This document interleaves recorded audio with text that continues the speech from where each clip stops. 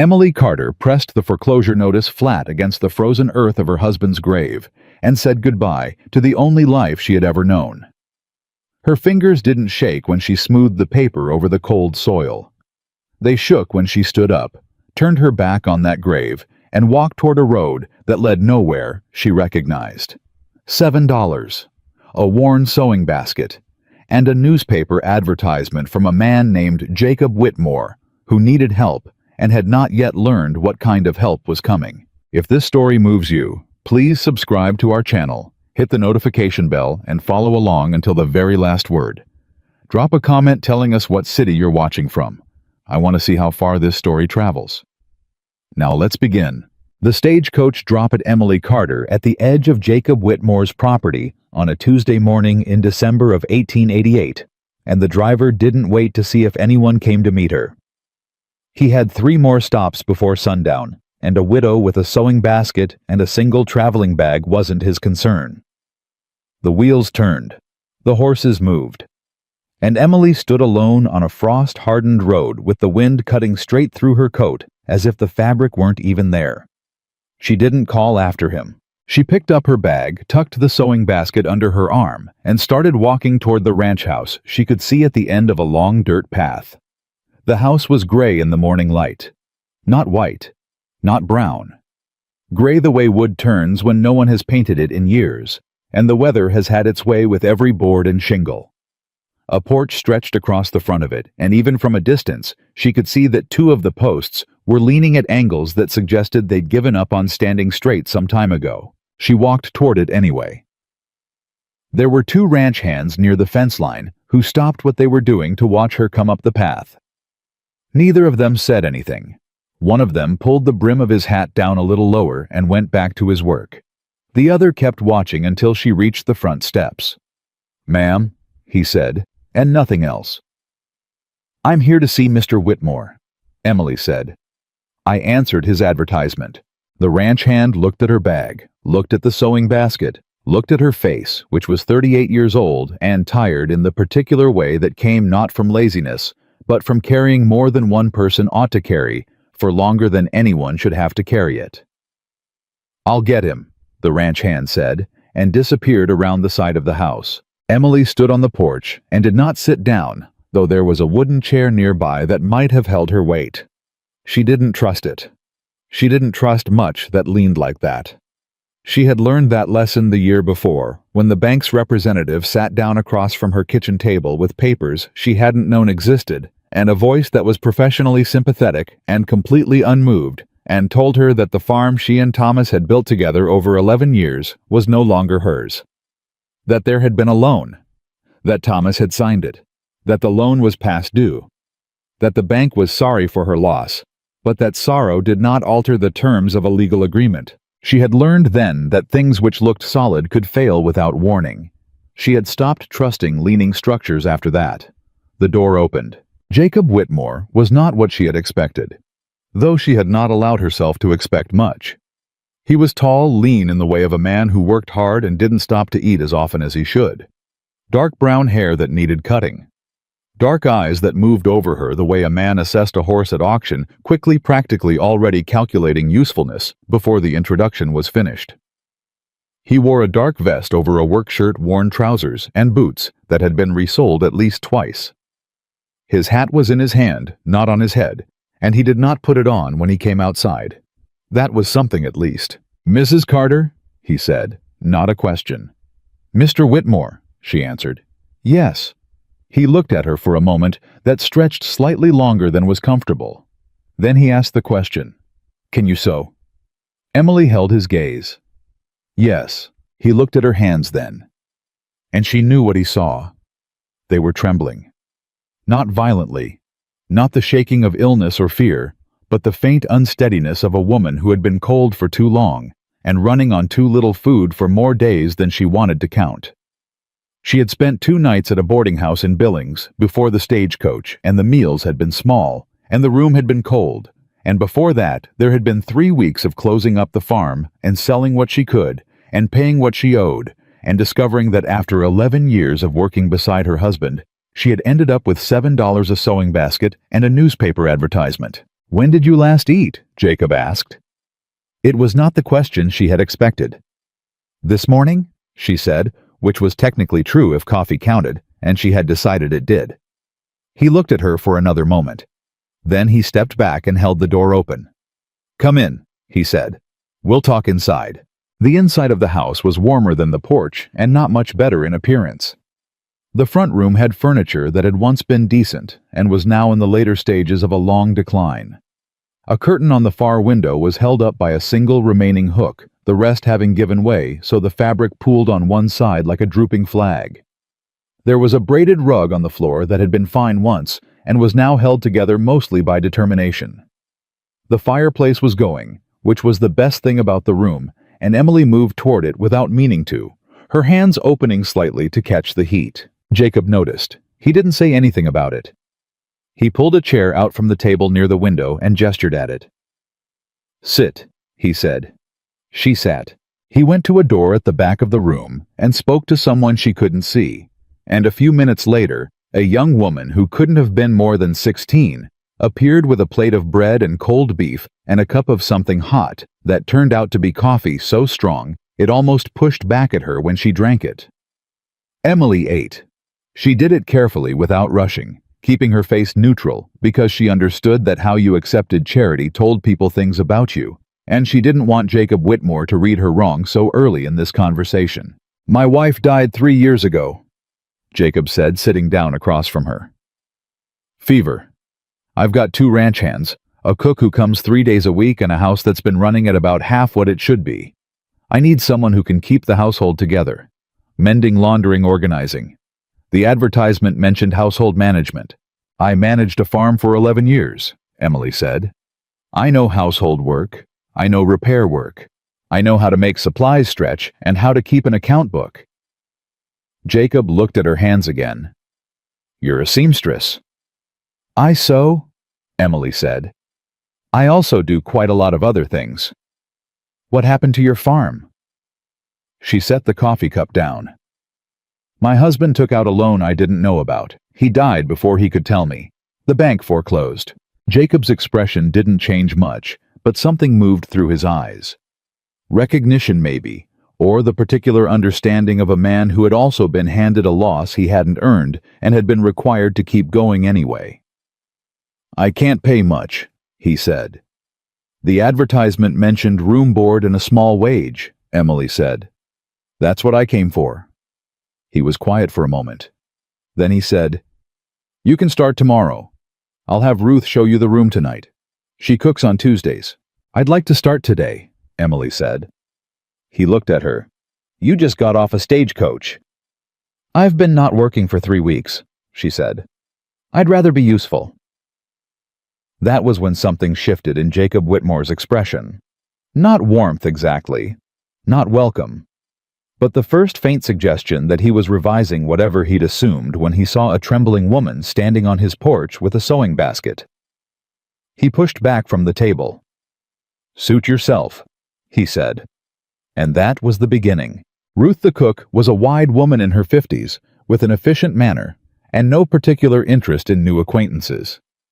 She showed Emily her room small, clean enough with a window that faced east, and a bed with a quilt that had been washed so many times it had become more intention than fabric, and then returned to her kitchen without further ceremony. Emily unpacked her bag in under 10 minutes. She hung her 2 spare dresses on the hooks behind the door. She set her sewing basket on the small table by the window. She put her account ledger, the one from the farm, the one that still had Thomas's handwriting in the early pages, in the top drawer of the bureau, and did not open it. Then she went to find the curtain in the front room. The single remaining hook gave up its grip entirely when she tried to straighten the fabric, so she took the curtain down completely, examined it, determined that the rod itself was still serviceable, and went to find her basket. She rehung the curtain using 3 new hooks she found in a small hardware box in the kitchen pantry, pulling the fabric smooth and straight until it hung the way it was supposed to. It took 20 minutes. When she was done, the room looked marginally better. Not good, but better. She moved to the rug next. She turned it up at the corner to examine what was happening underneath the fraying edge, found that the braiding had simply come loose rather than deteriorating, and spent 30 minutes at the table with a thick needle and heavy thread restitching the edge back together. The rug was not pretty when she finished, but it would not continue to unravel. She found a broken chair in the back hallway, a joint that had failed at the leg. She examined it and set it aside to deal with once she'd located proper glue. She noted that 3 of the kitchen cabinet hinges were loose. She noted that the pantry had been organized by someone who was not thinking about efficiency. She noted that there were 2 bushel baskets of grain near the back door that were sitting directly on the cold floor, where moisture would get to them, and she moved them both to a wooden shelf nearby without asking anyone for permission. She was reorganizing the pantry when Jacob appeared in the doorway. He stood there looking at her for a moment. "What are you doing?" he asked. "The flour is next to the coffee," Emily said, not stopping. "If they're stored together, the coffee absorbs the flour smell. I'm separating them. Your salt needs a different container. The one it's in lets moisture in, and you'll end up with a solid block by spring." He didn't say anything. "I also moved your grain baskets off the floor," she said. "Cold and damp will ruin your stores faster than anything." "I know that," Jacob said. "Then someone forgot it," Emily said pleasantly. There was a silence. Then Jacob made a sound that might have been the very beginning of something that wasn't annoyance and left the doorway. She finished the pantry. Dinner that night was quiet. Jacob ate at one end of the long kitchen table, and Emily ate at the other, with Ruth sitting between them in spirit if not in body, since she had cooked and departed before sundown. The 2 ranch hands, a younger man named Pete, who had the restless energy of someone who'd rather be doing 3 things at once, and an older man named Clarence, who moved with the careful deliberateness of a man whose joints told him the weather before the clouds did, ate separately in the bunkhouse. The kitchen was large, and the silence in it was not hostile exactly, but it was thorough. Jacob cut his food and ate it, and did not look at her much. Emily ate her food and thought about the broken chair in the hallway, and whether there was carpenter's glue somewhere on the property. "The Hendersons lost their barn 2 winters back," Jacob said, not looking up. Emily looked at him. "I'm sorry to hear that." "Whole east wall went in a storm. Took them 3 seasons to get back to where they'd been before." "Did they rebuild it themselves?" "Henderson and his boys did mostly, hired out for some of it." Jacob was quiet for a moment. "Storm took something else from them too. Hard to recover all of it." Emily understood he wasn't talking about the Hendersons anymore. "Things can be rebuilt," she said. "Sometimes better than they were." Jacob looked at her then. Not the quick assessment look from the morning, something slower. "You believe that?" he asked. "I have to," Emily said. "Otherwise, what's the point of any of it?" He went back to his food. She went back to hers. The fire settled in the stove, sending a small cascade of sound into the room. And outside, the wind had picked up and was moving around the corners of the house looking for ways in. After dinner, Emily found a small lantern and went back to the hallway where the broken chair was waiting. She found carpenter's glue in the workshop adjacent to the barn, a cold walk that she did not mind, because cold air after a warm meal was one of the things her body had learned to accept without complaint. She brought the glue back inside. She repaired the chair joint in the lamplight, pressing the pieces together and holding them steady until the bond began to take thinking about Thomas, about the farm, about the way the bank representative had said, "I'm sorry for your loss," and meant it and done nothing about it. She had been a good wife. She had worked beside Thomas without stopping. She had kept accounts and managed stores and repaired fences and sewed everything that needed sewing and cooked everything that needed cooking and kept the whole operation running on less than it should have taken to run it. And at the end of it, she had learned that none of that was visible to anyone who didn't already know to look for it. She was done being invisible. The chair joint held. She set the chair back on its feet, pressed down on the seat to test it, and nodded to herself in the lamplight. Then she went to bed. The next morning she was up before Jacob, before the ranch hands, before the winter sun had done more than suggest itself along the eastern horizon. She rebuilt the fire in the kitchen stove from the banked coals of the night before. She set water to heat. She found the broom and swept out the kitchen because it hadn't been swept properly in some time. She found eggs and made a proper breakfast, not the quick functional meal of someone getting through the morning, but a real breakfast with enough food to sustain a man doing physical labor in cold weather. She heard Jacob's footsteps on the stairs at 6:15. He stopped when he reached the kitchen doorway. The table was set. The fire was going. The room smelled of coffee and cooked food, and was warm in a way that it apparently had not been in a while, judging by the expression on Jacob Whitmore's face when he stood in the door looking at it. He stood there for 3 full seconds before he said anything. "You didn't have to do this." "I know," Emily said. "Sit down before it gets cold." He sat. He didn't say much during breakfast, but he ate everything on the plate, and when he stood to leave for the day's work, he paused at the door. "There's a saddle blanket in the barn needs mending," he said. "Pete's been putting it off." "I'll find it," Emily said. He nodded once and went out. She cleared the table, washed the dishes in the water she'd heated earlier, and then went to find the saddle blanket. It was in worse condition than Pete had probably described it to himself, 3 separate tiers, along the edge seam, one nearly the width of her hand. She took it back to the kitchen table and began to work. The stitching took time done correctly, the kind of time that required patience and a willingness to do the thing all the way through instead of halfway. She finished it before noon. She brought it back to the barn and hung it over the rail where it had been, and she was halfway back to the house when Pete came around the corner of the barn and stopped. "Is that—" he started. "The saddle blanket," Emily said. "Yes." Pete picked it up and turned it in his hands, running his thumb over the stitching. He looked at her with an expression she recognized. It was the expression people had when they were revising a conclusion they'd reached too quickly. "Yes, ma'am," he said quietly. "Thank you." "There are 2 more in worse shape," Emily said. "I'll get to them tomorrow." She went back to the house. She repaired a curtain rod in the back bedroom. She located a water stain on the ceiling of the hallway and tracked it to a loose shingle at the roofline that she could see from the upper window, and she marked it in her mind for when the weather permitted.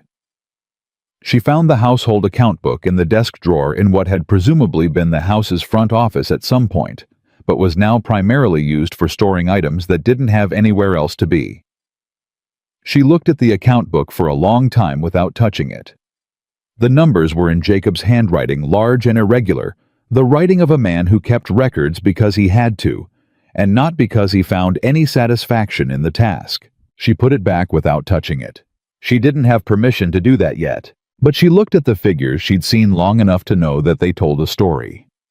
And the story they told was of a man who was working as hard as he possibly could and still falling behind, not because he was careless, not because the ranch was beyond saving, but because 100 small things were slipping away unchecked, each one small enough to ignore, and all of them together building into something that was quietly crushing him. She closed the drawer. She went to find the second saddle blanket. That evening, when Jacob came in for supper, there was a repaired curtain rod in the back bedroom, and a mended saddle blanket in the barn, and a pantry that made functional sense, and a kitchen that had been swept, and a chair in the hallway that no longer wobbled when you sat in it. None of these things were large. None of them were the kind of change a person stopped to notice individually. But standing in the kitchen doorway with his hat in his hand and the cold air still coming off his coat, Jacob Whitmore looked around his house with an expression Emily couldn't quite read yet. She thought it might be the very beginning of recognition. She hoped it was. She set supper on the table and said nothing. Outside, the Montana wind was moving through the pine trees at the edge of the property, with that particular sound it made in December, the sound that meant the season was just getting started and had a great deal more of itself to show before it was done. Emily Carter, who had arrived with trembling hands and $7 and a sewing basket and a grief she carried like a stone under her ribs, sat across the table from a man who had barely looked at her that morning and ate her supper, and felt for the first time in months that she was exactly where she was supposed to be. Not because anyone had invited her, because she had come here to build something. And she had already begun. The saddle blankets were finished by the end of the first week. All 3 of them, the ones Pete had mentioned, and the one Emily found herself when she went back to the barn looking for a length of leather cord, and noticed a 4th blanket folded behind a feed barrel that no one had apparently touched in some time. She repaired that one too, without telling anyone she'd found it. She simply put it back where it belonged, folded and usable, and said nothing. That was how she worked.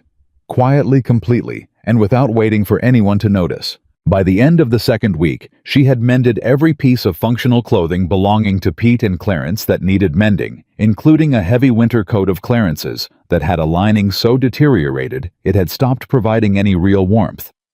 She took the coat apart at the seams, replaced the lining with fabric she found folded in a cedar chest. In the back room, old curtains, sturdy and clean, and reassembled the coat so that the outside looked exactly as it had before, and the inside was warm again. Clarence came to the kitchen doorway the morning she returned it to him and stood there looking at the coat in his hands for a moment. "Mrs. Carter," he said. "It was the lining," Emily said without looking up from the account book she was finally allowed to look at. Jacob had handed it to her 3 days earlier, without ceremony, setting it on the table in front of her with a brief, "Could use a second pair of eyes," which was the closest he came to admitting that the numbers weren't making sense to him anymore. "How'd you know it was the lining?" Clarence asked. "You were hunching your shoulders in the cold," she said. "A man your size hunches when the insulation fails, not when the wind picks up. The wind wasn't bad enough to explain it." Clarence was quiet for a moment. Then he said, "My wife used to watch people the same way." Emily looked up then.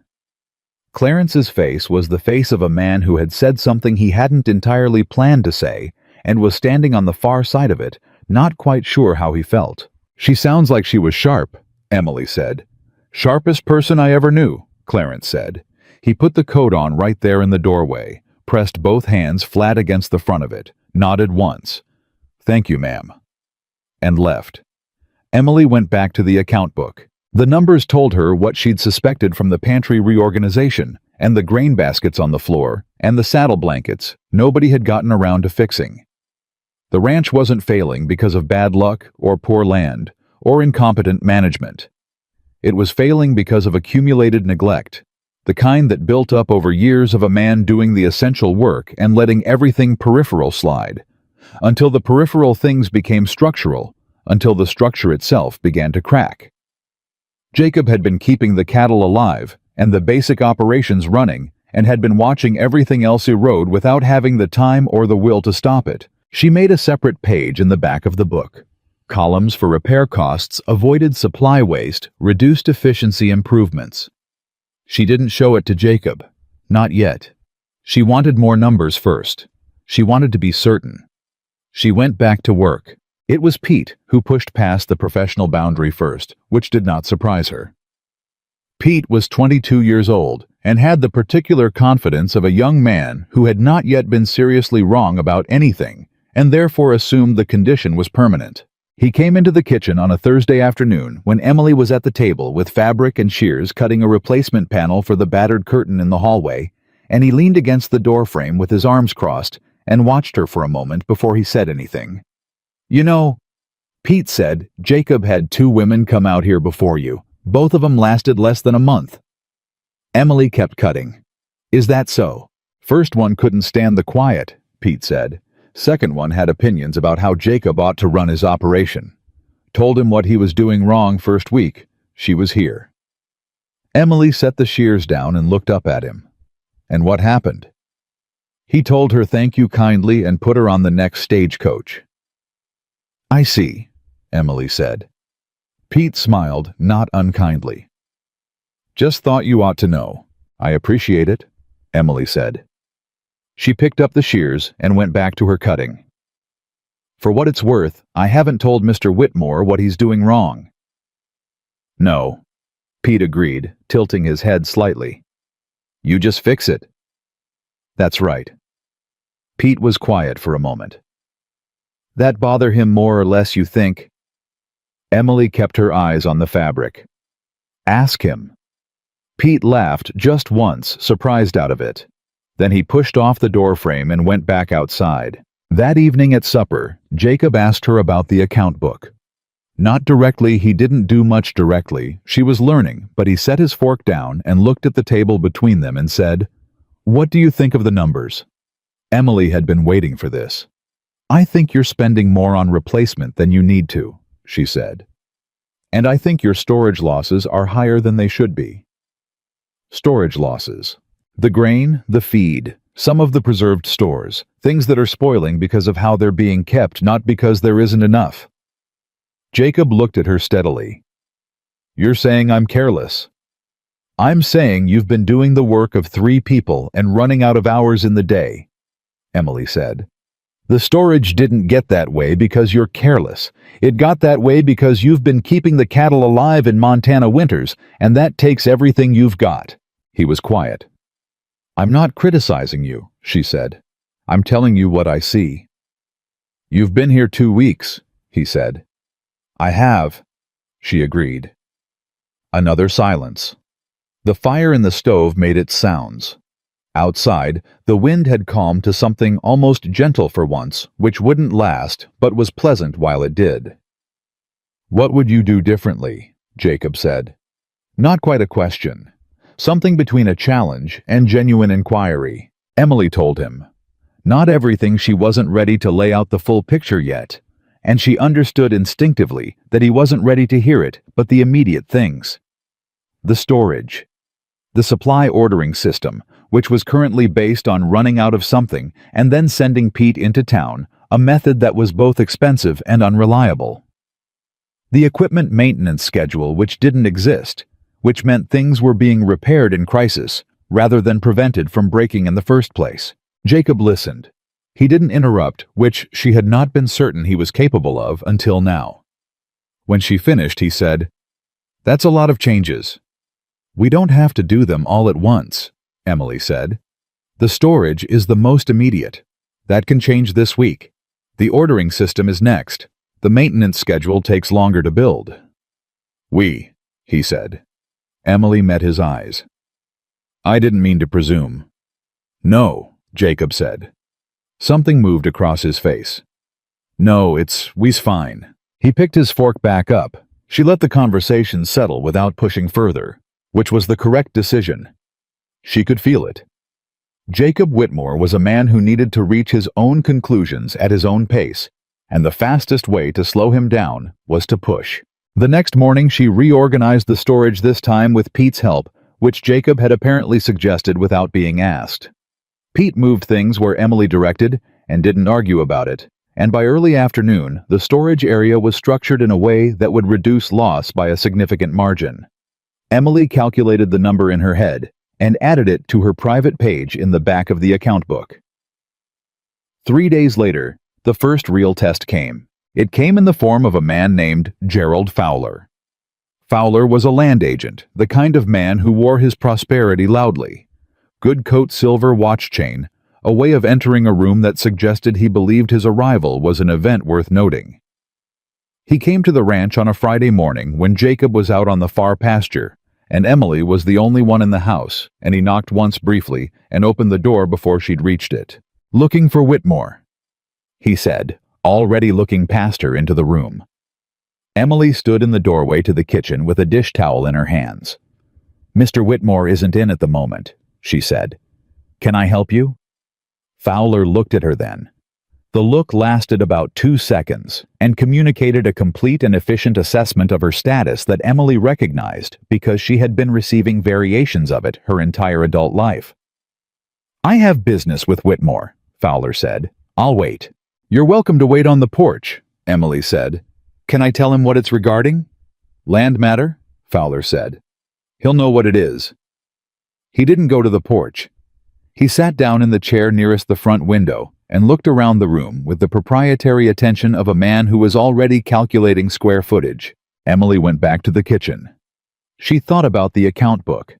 She thought about the numbers she'd been studying for 2 weeks, the slow bleed of a property that was worth more than it was producing. She thought about the way Fowler had walked through the door without waiting to be invited, and the way he'd looked at her, and the way he'd said land matter with the specific brevity of a man who knew more than he was choosing to share. She set down the dish towel and went to the desk in the front office. The deed to the property was in the bottom drawer. She'd found it the same day she found the account book tucked beneath a layer of correspondence she hadn't gone through yet. She pulled it out now and read it carefully, standing at the desk, her finger moving along the lines of legal language until she found what she was looking for. She put it back and went to make coffee. Jacob arrived 20 minutes later. She heard him at the door, heard the shift in the front room, as Fowler stood up, heard the particular tone of two men greeting each other with professional courtesy and mutual wariness. She came to the kitchen doorway with 2 cups of coffee and set them on the table.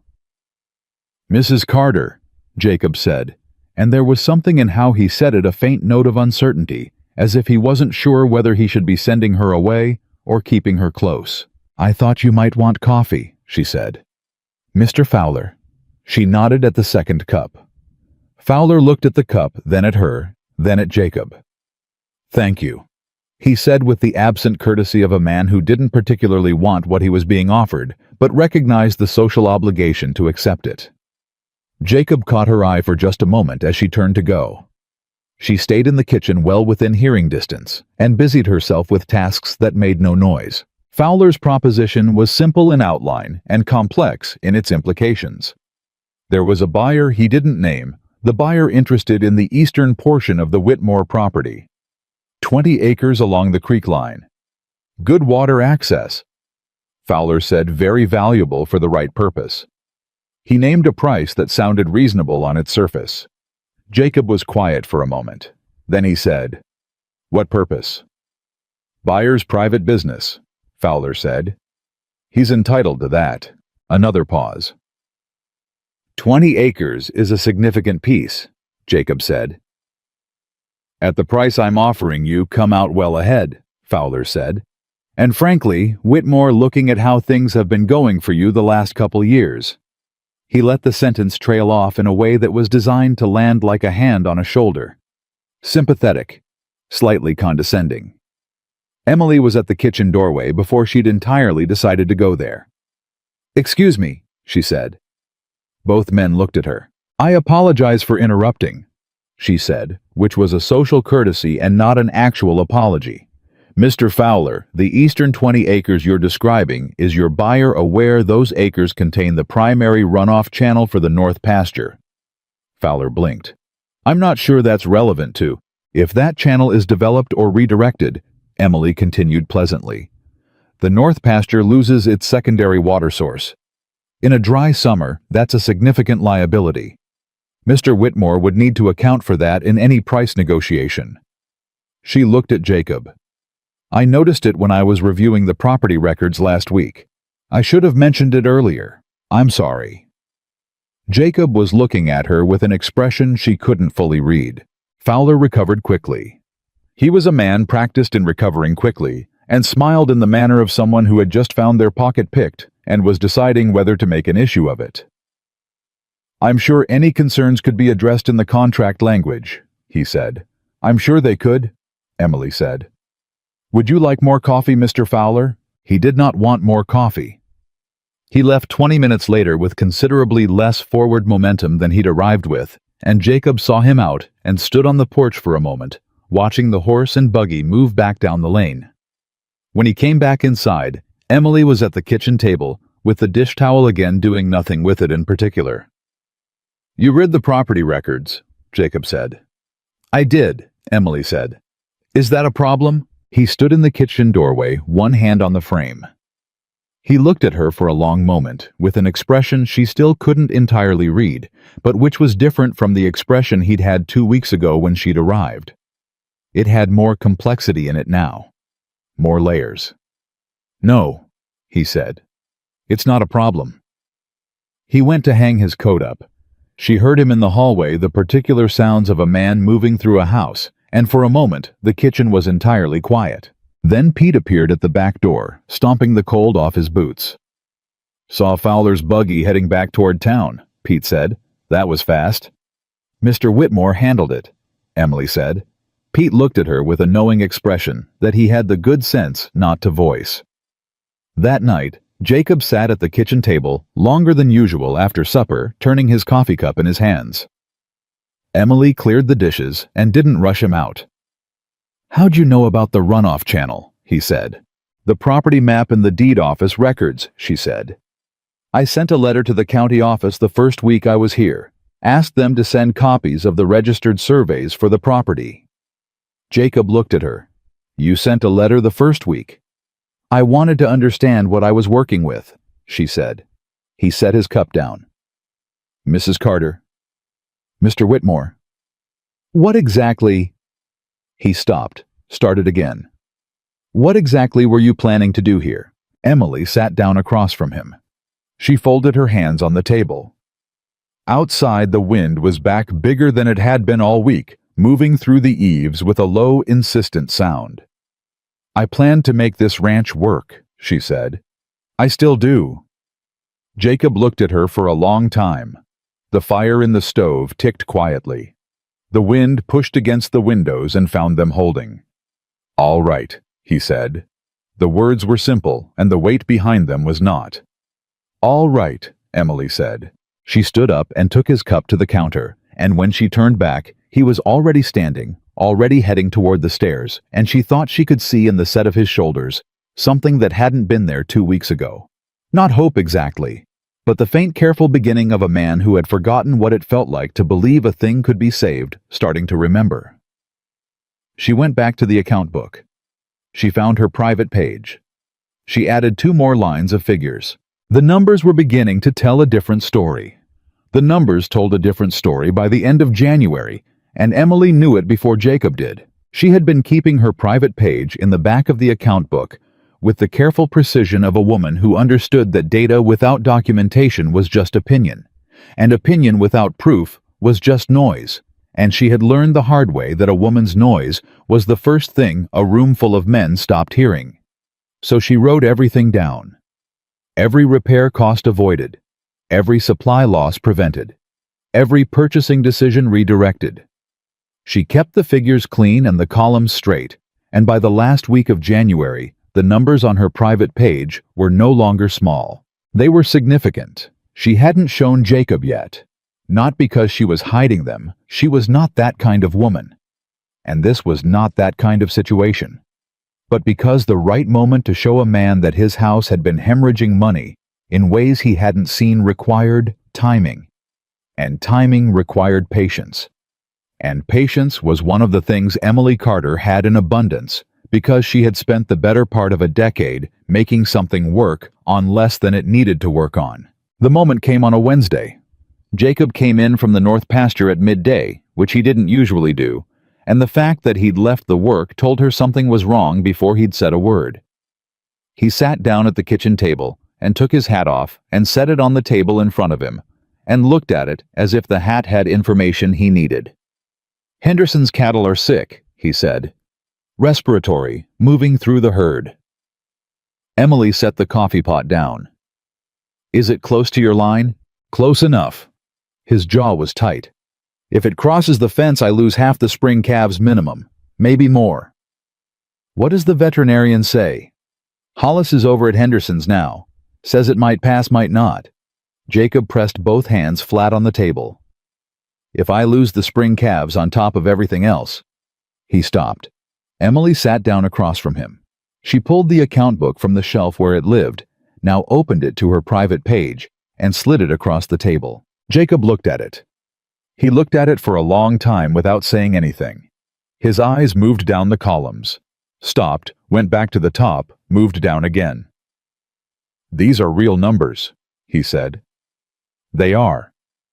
This is what we saved. Not a question. In 6 weeks, Emily said. Yes. Jacob was quiet for a moment. The number at the bottom of the page was not enormous by any standard that would impress a man of means. But for a ranch that had been bleeding out slowly for 3 years, it was the difference between the hemorrhage continuing and the hemorrhage stopping. It was the beginning of solidity. It was proof that the ground under his feet was firmer than he'd thought. Why didn't you show me this before? He said. I wanted to be sure, Emily said. And I wanted you to trust me enough that the numbers would mean something when I showed them to you. Jacob looked up from the page. He looked at her the way he'd been looking at her more frequently over the past weeks. Not the quick, efficient assessment of the first morning, but something more considered, something that was still working itself out. "The Henderson cattle," Emily said. "Is there anything we can do to reduce the exposure before Hollis gets here?" And just like that, they were back to the work, which was where both of them were most comfortable, and which was the safest place to be when the air between two people was carrying more weight than either of them was ready to address directly. They spent the afternoon on the fence line. Not together exactly. Jacob rode the northern boundary, while Emily organized the storage barn to keep the healthy feed separated and covered, but in the coordinated way of two people who had developed, without discussing it, a working understanding of what each of them did best. Pete came to the barn door at 3 in the afternoon with an expression on his face that Emily had not seen before. "Mrs. Carter," he said, "you ought to come." Hollis was standing in the yard when she came out. He was a heavy-set man in his 50s with a gray beard and an honest face, and the permanently tired eyes of a man who spent his life delivering news that was never quite good enough. Jacob was standing across from him with his arms at his sides and the expression of a man receiving news he had been bracing for. "3 of yours are showing early signs," Hollis said when Emily reached them. "Nothing confirmed, but I'd separate them out tonight." "Which 3?" Jacob said. Hollis named them. Emily didn't know the cattle well enough yet to know the specific animals, but she could read Jacob's face when each name landed. "The young roan and both her calves," Jacob said quietly. "I'm sorry," Hollis said, and meant it. Jacob said nothing for a moment. Then, "What do we do?" "Separate them. Keep them warm. Watch them close. The next 48 hours will tell you what you're dealing with." Hollis pulled his coat tighter. "I've seen herds come through this clean. I've seen them not. I can't tell you which way it goes."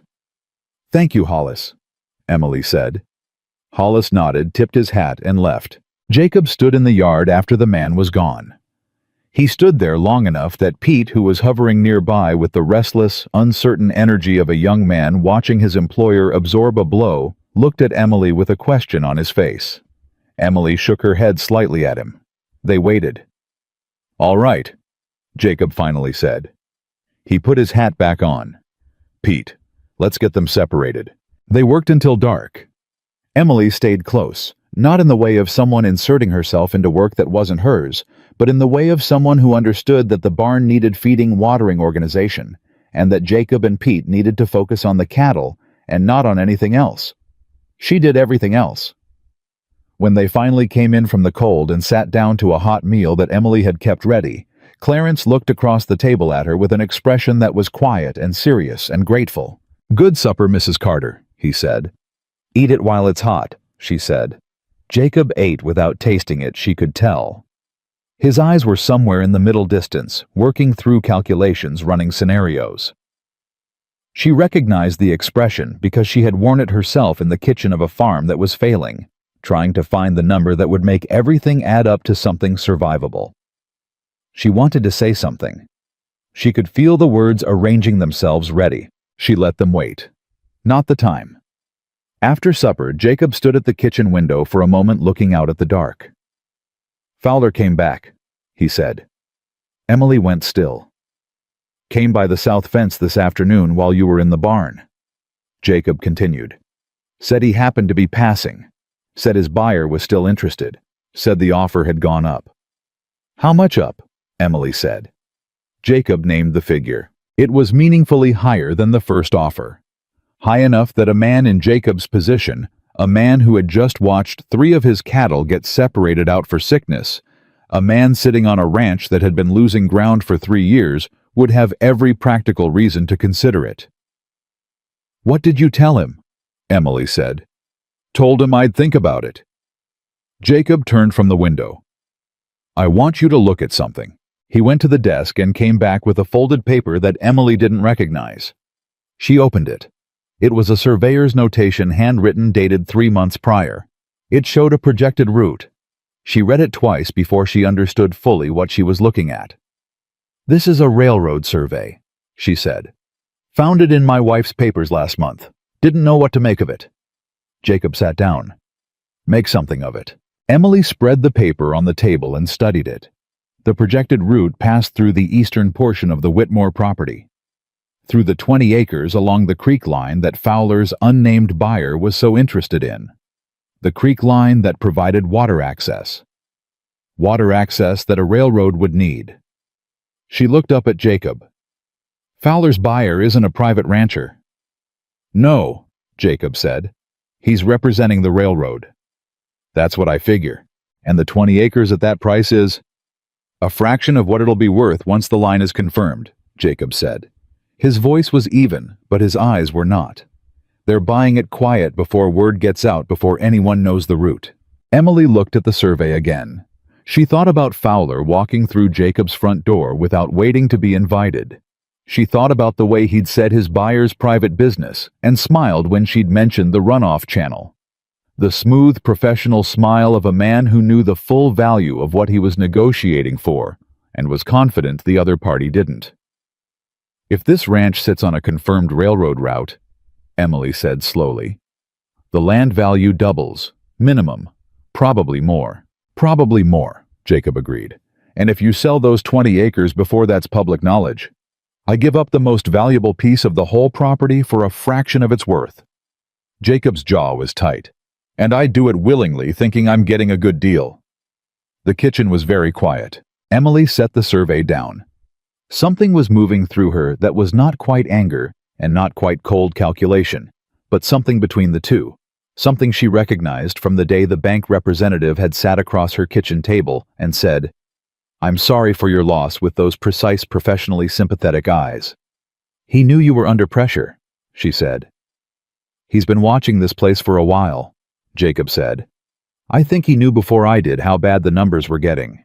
And he waited until the Henderson cattle news because he knew word would travel. Emily. Jacob said her name. Her first name for the first time since she'd arrived, and something in the sound of it stopped her thoughts briefly, the way a door opening in a quiet room stops everything else for just a moment. What do I do? She looked at him. He was not a man who asked that question easily. She could see the effort it had cost him in the set of his shoulders and the directness of his eyes and the fact that his hands, usually so still on the table, were not quite still. You don't sell, she said. Not a single acre. Not until that route is confirmed and the land value is public knowledge. And when it is, she pulled the account book toward her and opened it to her private page. You negotiate from this position, not from panic. Jacob looked at the page. He looked at it for a long time. We're not there yet, he said. We're not, Emily agreed. But we're closer than you think. And we have something Fowler doesn't know we have. What's that? Time, she said. He thinks you're desperate. Desperate men don't wait. So if you wait, he'll assume something changed. And when men like Fowler don't understand a situation, they get nervous. And nervous men make mistakes. Jacob looked at her steadily. You've dealt with men like Fowler before. I've dealt with men like Fowler my entire life, Emily said. They're all the same. They find the pressure point and they press it. The only thing that stops them is removing the pressure point. And how do we do that? We keep the cattle healthy, Emily said. We keep the numbers moving, and we go to the county land office and register a formal notice of intent to retain all acreage under current ownership. She tapped the survey, and we find out where this document came from and who else has seen it. Jacob was quiet for a long moment. The fire in the stove had burned lower. The wind outside had turned serious again, the kind that meant the temperature was dropping faster than it should.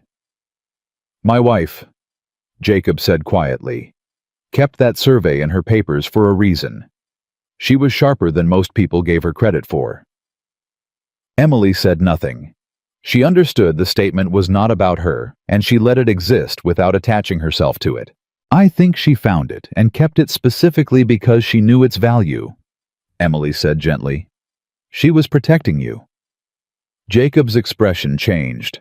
Something moved across his face that was private, and she looked away from it instinctively, giving him the space to have it. After a moment, he said, Can you go to the county office?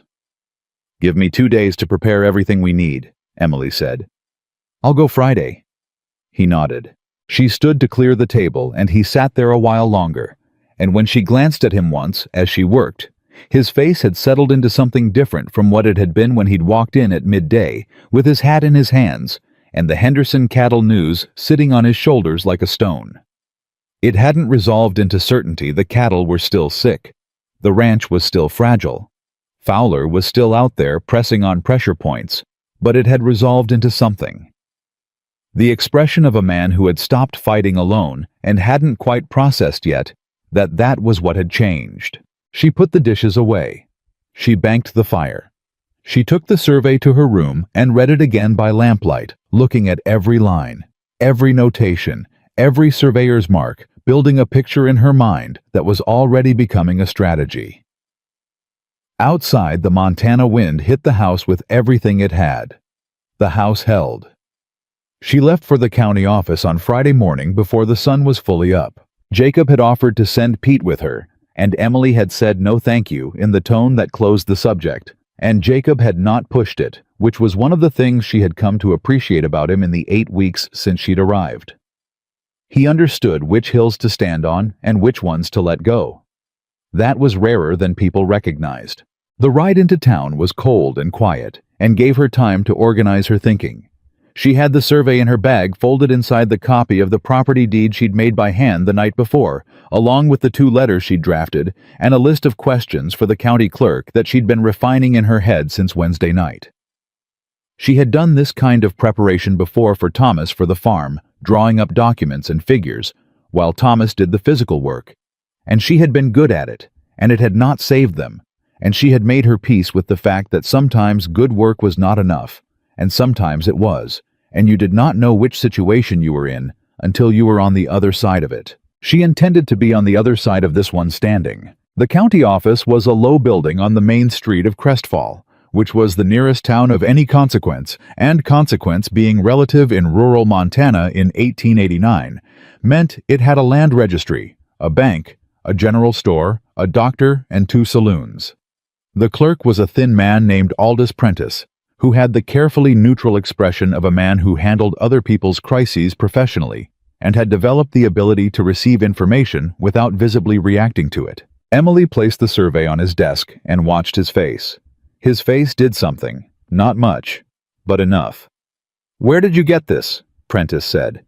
"It was in the personal papers of the late Mrs. Whitmore," Emily said. "The property is Mr. Jacob Whitmore's. I work for Mr. Whitmore, and I'm here on his behalf." She set the letter of authorization on the desk, the one Jacob had signed Thursday evening, without asking many questions about why she needed it in precisely those terms. "I'd like to know when this survey was commissioned, who commissioned it, and whether a formal route application has been filed with this office." Prentice looked at the letter, looked at the survey, looked at Emily. "This is a sensitive matter," he said. "Most important matters are," Emily said pleasantly. He was quiet for a moment, turning the survey in his hands. "The route application was filed 6 weeks ago," he said, lowering his voice in the way of a man sharing information he'd been told not to share, but who possessed enough basic decency to be uncomfortable with what he'd been told. "It hasn't been announced publicly. The railroad company requested a 60-day quiet period before publication. And the eastern 20 acres of the Whitmore property fall directly on the confirmed route, yes. Has Mr. Whitmore received any formal notification of the route application?" Prentice looked at the desk. "Formal notification is part of the publication process, which hasn't occurred yet." "I see," Emily said. "And land transactions completed during the quiet period before public notification are legal," Prentice said, "provided all parties sign willingly." "Of course," Emily said, "provided they sign willingly." She let the silence sit for exactly long enough. Then she said, "I'd like to file a notice of intent to retain all current acreage under Whitmore ownership. Is that something this office can process today?" Prentice looked at her for a moment with an expression that had moved past professional neutrality into something closer to respect. "I can process it today," he said. "Thank you," Emily said. She was back at the ranch by early afternoon. Jacob was in the yard when she rode in, and he came to meet her with the particular energy of a man who had been waiting without wanting to look like he was waiting. "Well," he said, The railroad route is confirmed, Emily said, climbing down. Filed 6 weeks ago. 60-day quiet period before public announcement. That means Fowler has been working against a deadline, and he knows it. Jacob went very still. The 20 acres he's been after sit directly on the confirmed route, Emily continued. The land value once the route goes public will be substantially higher than anything he's offered. Possibly 3 times the second offer. Maybe more depending on negotiating position. Jacob took his hat off. He held it in both hands and looked at it and then looked at Emily. He knew, Jacob said. He knew the whole time. From the beginning, Emily said. The first visit wasn't exploratory. He already knew exactly what he wanted and exactly what it was worth. He came to see how much pressure you were under. And I almost... Jacob stopped. But you didn't, Emily said. He looked at her. Something moved through his expression that was somewhere between anger and something more complicated, the particular feeling of a man who had nearly walked into a trap and was still close enough to see it clearly. The notice is filed, Emily said. Fowler can't move on that acreage without a formal dispute process, now which takes time, which is time we have, and he doesn't. She reached into her bag and pulled out the remaining papers. I also spoke to a man named Garrett at the land office. He's a property attorney who handles railroad negotiations. He knows this route, knows the railroad company's acquisition patterns. He said if we want representation when the route goes public. You spoke to an attorney, Jacob said. I asked questions, Emily said. Whether to hire him is your decision. Jacob looked at the papers she was holding out. He took them. He looked at them for a moment, and then he looked at her with an expression that was becoming familiar to her. The expression of a man who kept arriving at the same conclusion by different routes, and was not yet sure what to do with it. Emily, he said, and again her first name in his voice did that thing, that small interruption of the ordinary. What would have happened if I'd sold those acres before you got here? She held his gaze. You would have found out eventually, when the route was published, when the land value became public knowledge, and by then the papers would have been signed, and there would have been nothing to do about it. He was quiet. It's done, she said. It didn't happen. He nodded once slowly. Then he put his hat back on and looked toward the barn. The young roan's better, he said. Hollis came this morning. Said it looks like the 3 will come through clean. Emily let out a breath she hadn't known she was holding. Good. Yeah, Jacob said. And the word carried more weight than it needed to carry a simple agreement, which told her everything about how the last 48 hours had felt from where he'd been standing. They went inside. That evening Ruth was in the kitchen for her Thursday session, though it was Friday, a schedule adjustment Emily had negotiated 3 weeks prior, because the original Tuesday-Thursday pattern made no practical sense given the meal requirements of the household. Ruth had accepted the change with the equanimity of a woman who didn't particularly care about the schedule as long as she was paid correctly, and she and Emily had developed a working relationship that was not warm, but was functional and mutual and honest, which Emily valued more than warmth in a working relationship anyway. Ruth was stirring something at the stove when Emily came in and set her bag down. Heard you went to the county office, Ruth said, not turning around. Word travels fast, Emily said. Crest Falls not a large town. Ruth tasted whatever was in the pot. Fowler's been buying up land along the creek line for 2 years, people have noticed. Emily stopped. How many people? Any. Enough. Ruth set the spoon down and turned around. She was a woman who looked at you directly when she had something to say, and she was looking at Emily directly now. The Hendersons sold 12 acres to a buyer they never met. The Callahans sold 8, both times through Fowler, both times at prices that seemed reasonable until afterward. Afterward when? Emily said. Afterward, when the Callahan boy overheard a conversation at the second saloon, Ruth said. Railroad men talking. He didn't understand all of it, but he understood enough to know the land they'd sold was worth more than they'd gotten. Emily pulled out a chair and sat down. Does Jacob know this? Jacob's been keeping his head down for 3 years, Ruth said, not unkindly.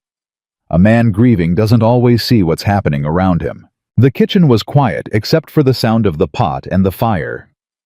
"Why are you telling me this?" Emily asked. Ruth picked the spoon back up. "Because you went to the county office today and filed a notice that stopped Fowler getting what he wanted, and because you did it before anyone asked you to." She paused. "And because the Henderson boy is 19 years old and his father sold that land not knowing what it was worth, and that family is going to feel it for a long time." Emily understood. "Is there anything that can be done for the Hendersons?" "Not for the land already sold," Ruth said. "But there might be other things." She turned back to the stove. "That's not my business to decide. I'm telling you what I know." Emily sat with that for a moment. Then she went to find the account book. She was at the desk in the front office when she heard the door, and then Jacob's voice in the kitchen. The low exchange of two people who had known each other long enough to communicate efficiently, and then his footsteps in the hall. He appeared in the office doorway. "Ruth told you about the Hendersons," he said. It wasn't a question. "Yes." "I knew about the Callahans," he said. "Didn't know the Hendersons." He leaned against the doorframe. "I should have been paying more attention." "You were managing a lot," Emily said. "That's an excuse," he said flatly. She looked at him. He was right, and he knew he was right, and he wasn't looking for her to argue him out of it, so she didn't. "What do you want to do about it?" she said. Jacob crossed his arms. "What can we do? The Callahans and Hendersons were misled about the value of what they sold," Emily said. "That may not be legally actionable, but it's ethically significant. If there are other landowners along the route who haven't sold yet, they deserve to know what their land is worth before Fowler gets to them." She paused. "And when the route goes public, and the railroad company begins formal acquisition negotiations, having multiple landowners who are informed and organized is a very different situation than having a collection of individuals negotiating alone." Jacob looked at her. "You're talking about organizing the landowners." "I'm talking about making sure people have accurate information," Emily said. "What they do with it is their own business." He was quiet for a long moment. The oil lamp on the desk flickered once. "There's a meeting," Jacob said slowly. "First Friday of every month. Ranchers and farmers in the valley. It's usually just complaints about weather and fencing disputes." His eyes were focused on something Emily couldn't see. "Next one is in 12 days. "That's enough time to prepare," Emily said. "You'd come with me," Jacob said, "to the meeting." It wasn't quite a question. It was something between a question and a request, and the way he said it told her he had already decided she should come, and was offering her the choice anyway. "Yes," she said. He nodded. He was about to turn away when he stopped. "I went through Margaret's papers more carefully tonight," he said. Margaret, his wife. The first time Emily had heard him use her name. "Found more documents, things I hadn't looked at in 3 years. His voice was even controlled, but there was something underneath the evenness. "She was sharper than I gave her credit for. She'd been tracking Fowler for months before she died. Notes, correspondence, survey copies." Emily said nothing. She waited. "She knew what he was doing," Jacob said. "She knew it, and she was building a case against it, and she died before she could show me." He paused. "She left everything organized, labeled, like she knew I'd find it eventually, and she wanted to make sure I could understand it when I did." The lamp flickered again. "She sounds like she was a remarkable woman," Emily said quietly. "She was," Jacob said. He looked at Emily directly. "So are you." The statement landed in the room and stayed there. Emily held his gaze for a moment, and then looked at the desk, and it was not because the statement made her uncomfortable, but because the weight of it required a moment to settle properly, and she wanted to give it that. 12 days, she said. "I'll have everything ready." Jacob stood in the doorway for just a moment longer than was strictly necessary. Then he said goodnight and went upstairs. Emily sat at the desk in the lamplight and opened Margaret Whitmore's organized papers, which Jacob had set on the corner of the desk while she hadn't been looking, and she began to read. Margaret had been meticulous. More meticulous than Emily had expected, and Emily's expectations had not been low. The notes were detailed and cross-referenced dates matching documents, names matching transactions.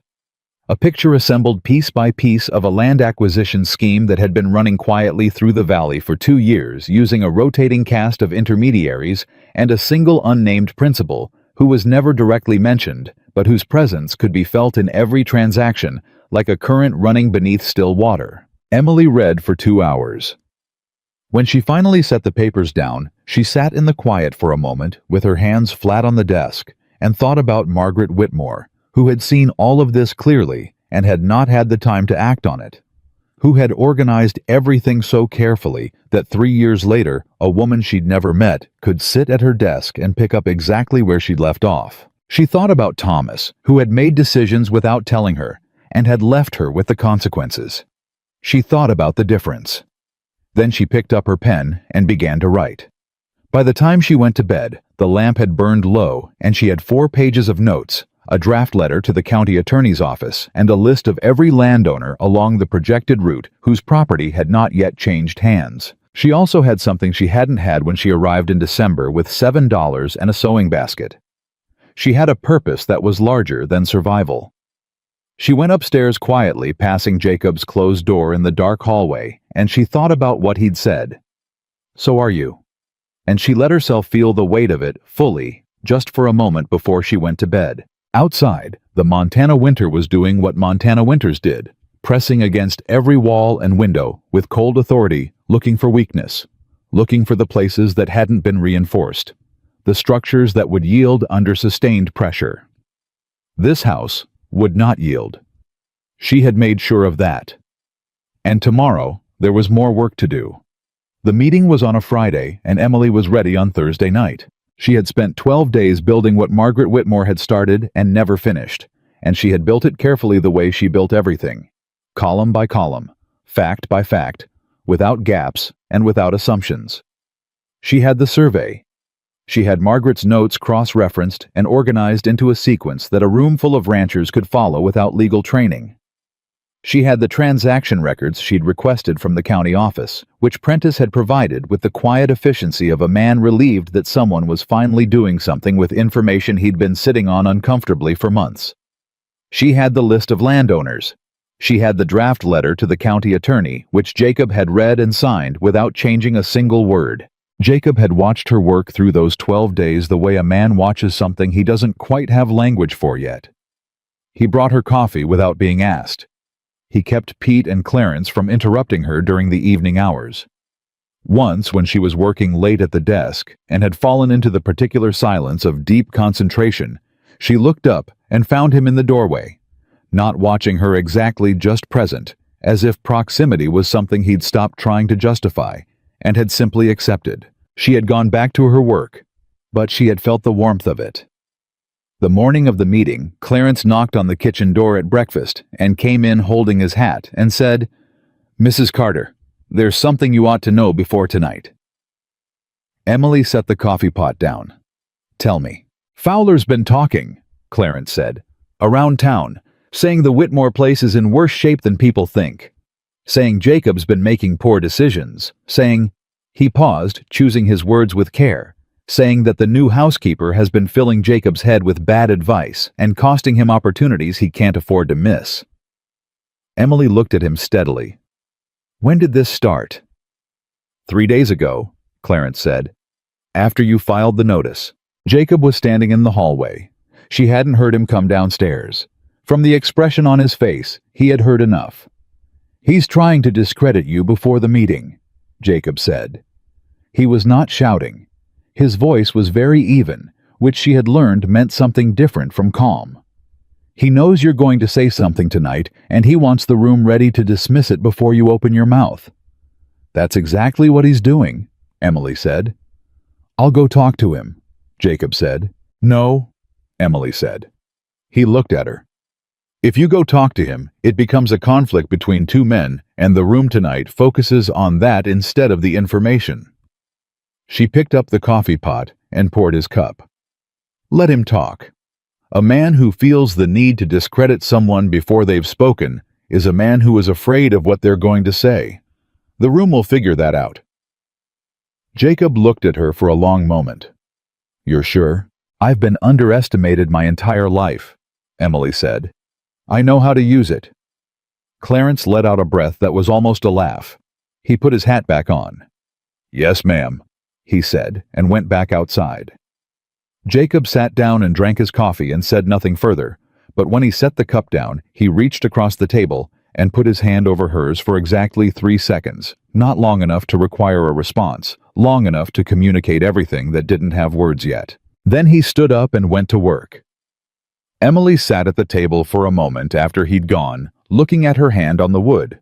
Then she went to finish preparing for the meeting. The gathering was held at the Brennan farm, which had the largest front room in the valley, and a tradition of hosting the monthly meetings that went back 15 years. By the time Jacob and Emily arrived, there were 11 men in the room, ranchers and farmers of various ages and dispositions, and the particular atmosphere of a group of people who had been talking about something and had just stopped when the door opened. Emily felt the shift when she walked in. Felt the eyes, the assessments, the recalibrations. Felt the specific texture of a room that had been told something about her and was now measuring that something against what it saw. She had felt this before. She knew what to do with it. She stood beside Jacob while he greeted the room, and she did not make herself small, and she did not make herself aggressive, and she let people look as long as they needed to look, because looking was not the problem. The problem would come when someone tried to speak for her, and for that she was ready. It came from a man named Burroughs, who had the florid confidence of a man who considered himself the room's opinion setter, and had clearly heard Fowler's version of events and found it convenient. "Jacob," Burroughs said from his position near the fireplace. "Heard you've been getting some interesting counsel lately. About the Fowler offer." "That's right," Jacob said. "Might have been wise to take it," Burroughs said with the studied casualness of a man making a point that isn't casual at all. "Land along that creek isn't moving fast. Fowler's price was fair by most standards." "By whose standards?" Emily said. The room looked at her. Burroughs looked at her with the expression of a man who had not expected to be answered. "Ma'am," he said, the word carrying its own particular freight. "This is a conversation between property owners," Emily said. "Yes, I understand." She reached into the leather case she was carrying and set the survey on the table in the center of the room. "I'd like to show you something." She had the room in 40 seconds. Not because she performed or argued or demanded to be heard, she did none of those things. But because the survey was real, and the figures were real, and the transaction records were real, and the story they told together was so clear and so damning that the room could not look away from it. She walked them through it, the way she had organized it in sequence, each piece connecting to the next. Margaret's notes, filling in the spaces between the official documents. She named the dates. She named the figures. She named the gap between what the Callahan land had sold for and what the railroad's acquisition budget indicated it was worth. She was precise, and she was quiet, and she did not editorialize because the facts did not need her editorializing. When she finished, the room was completely silent. Burroughs had stopped looking like the room's opinion setter. He was looking at the survey with the expression of a man doing rapid calculations. A rancher named McCready, who hadn't said a word since Emily arrived, leaned forward and said, "My West 40 runs along the creek line." "I know," Emily said. "It's on the list." McCready looked at Jacob. "She put together all of this." "She did," Jacob said. McCready looked back at Emily. "What do we do?" And that was the moment. The room had shifted entirely from the gathering Fowler had been trying to prepare for the last 3 days to something else. Something that was no longer about discrediting a housekeeper, and was now about 11 men who had nearly been outmaneuvered, realizing they still had time to change the outcome. Emily told them what to do. She told them clearly and specifically, and without softening any of it, because these were working people, and working people didn't need softening. They needed information and direction and the confidence that someone had thought it through completely before opening their mouth. File the retention notices within the week. Contact Garrett at the county land office for representation. Wait for the public announcement, which was coming within 30 days based on the timeline Prentice had quietly confirmed.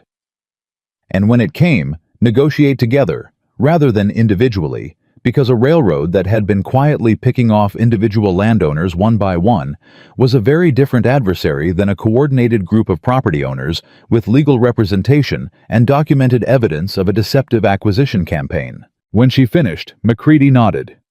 Burroughs had gone quiet in the particular way of a man who had been wrong and knew it and was processing the experience.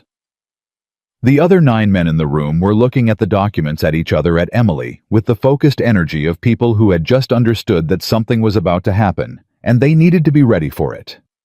Jacob said very little. He didn't need to. Emily had the room.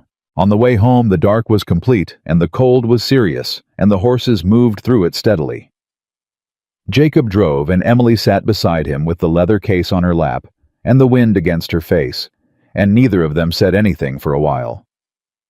Then Jacob said, "Burroughs will go home tonight and tell his wife he thought of all of it himself." Emily laughed.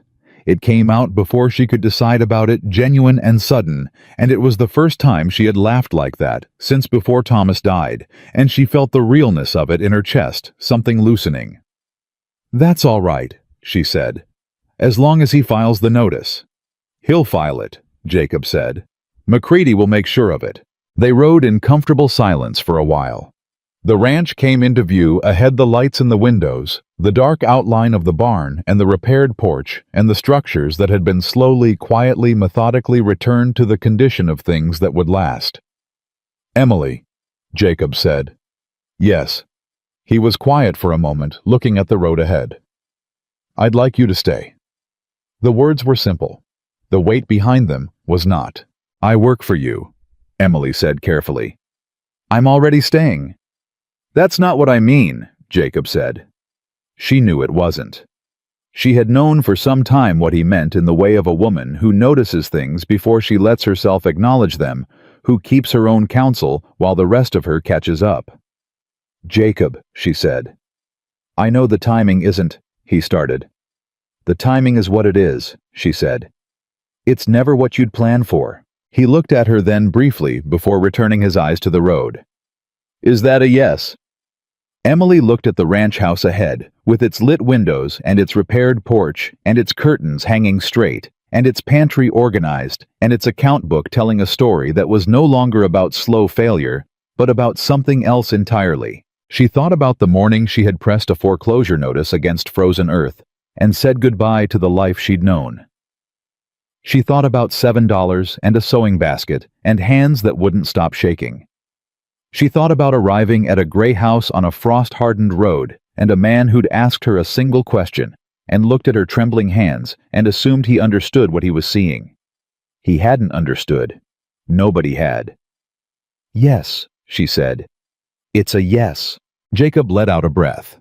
He didn't reach for her hand or say anything more because he was not that kind of man, and she did not need him to be because she was not that kind of woman. They rode the rest of the way in silence that was entirely different from the silence of two strangers, or two people circling around something unspoken, or two people afraid of what the other might say. It was the silence of two people who had said what needed saying and were now simply moving forward together. The spring came, the way Montana springs always came, not gently, not apologetically, but with the blunt authority of a season that had been waiting and was now done waiting.